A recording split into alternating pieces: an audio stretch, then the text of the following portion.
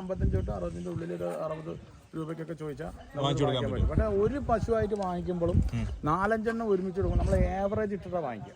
അപ്പോൾ ആ പശുവിനെ എടുക്കും, ഈ പശുവിനെ എടുക്കും, ഈ പശുവിനെ എടുക്കുമ്പോൾ നമുക്ക് അവർക്ക് വലിയൊരു ബിസിനസ്സായി. അവർക്ക് പെട്ടെന്ന് കൂടുതൽ ഇറങ്ങിപ്പോയി വേറെ പശുവിനെ പോയി വാങ്ങാം.